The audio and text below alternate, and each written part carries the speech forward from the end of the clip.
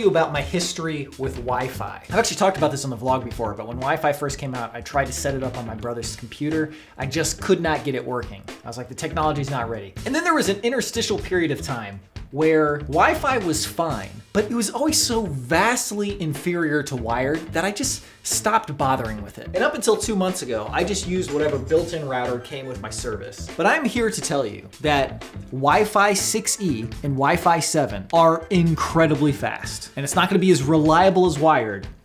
Well, boy, if you've dipped out of networking for a long time like I have, and you haven't bought a router since like that one blue Linksys one that you could put DDWRT onto, there's some good options now. I was just talking about these Eero routers. I'm actually taking this home, but isn't it weird how sometimes you just leave problems forever and you don't really know why? And then when you see the reason you did it, you're just like, wow, that was a waste of time. This router has been sitting, being blocked by this printer for years because this cable is too short. All I had to do was just replace the cable. Just do it, man. So even for the layperson, this will be easy to understand. My internet can go to 1,000. That's the maximum speed. With the router that they give you, my wireless speed is 350. So I'm getting 1/3 of my maximum speed on Wi-Fi. And I thought that's just the way it was. But at least with the modems that have 6E and 7, you are getting the full 1,000. And it is glorious. I did not think it was possible. It is definitely possible. And the speed at this end of the house, actually we're still getting 350.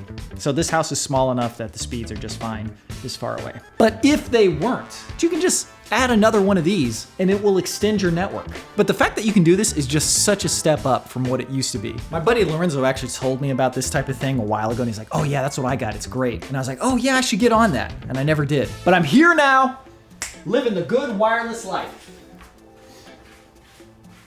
Well, I will be once I hook this back up, but. So as you know, I still buy physical video games. I want to own the game. I know you're just licensing it, and I know I still have to rely on servers to download updates, but at the very least, I want to have that disc. And nothing has been able to change my mind on that, except remote streaming from your console. You might be looking at this and be like, oh, Metaphor ReFantazio. That's a great game. I enjoyed that as well. And you're asking yourself, well, where's your PlayStation at?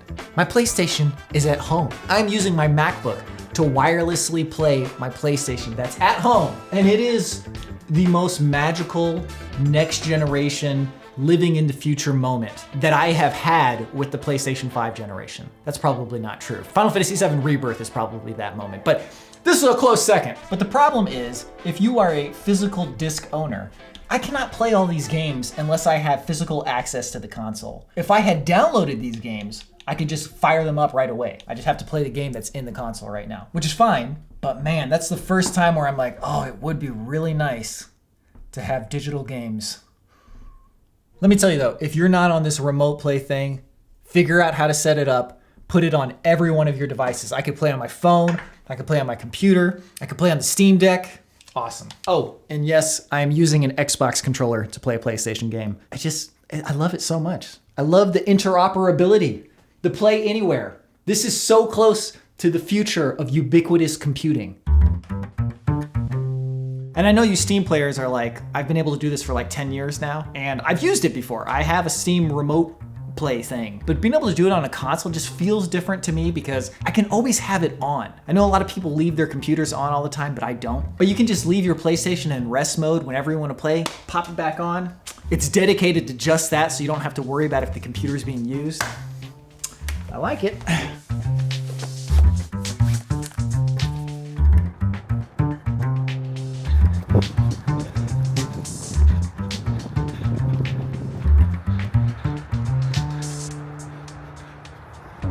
Wow, it does not fail. I've been sleeping like trash the past couple of nights, but we are now 9 minutes in and my right calf has started to hurt. Without fail, don't get enough sleep, possibly get injured.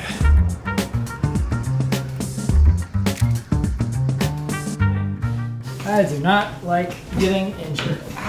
What do you think when you see this? I think about all that horrible trouble we had at the center with the switch that was broken. Before that happened, what would you think about this if you saw it? Would you even like... I wouldn't give it another thought. When I see network switches that have a whole bunch of things, I'm like, oh, look at that switch. You can like... Look how many devices you can plug in at once, and look at the lights. And it would be so much fun for me to plug this up and to have like a ton of things plugged in and then look at the lights and stuff. And it's always been like that. Yeah, that would not entertain me even a little bit. Isn't that weird how people's brains are wired in certain ways where, because like what yours is like kitchen gadgets and stuff. Yeah, kitchen gadgets. Love kitchen gadgets. I love going to Kohl's or Home Goods or Charlotte. I remember once we were in Kohl's and I was looking at like a set of dishes. I didn't even need dishes. And you were like, is this kind of like when we go to Best Buy and look at video games? And I went, absolutely, exactly the same. That's too funny. Yeah, like I couldn't care less to go shopping for shoes or clothes or anything like that. But man, you get some kitchen gadgets. I'll try to learn how to make stuff just so I can use them. Okay, thank you very much for watching. That will do it for today's vlog. The latest episode of Adventure Archives is out now. If you're a patron and you saw the early release version, we now have the shout outs as usual. You can watch it over Thanksgiving break with your family if you're in the US. I will not see you until after Thanksgiving, so thank you very much for watching. Have a good one. See you in the next one.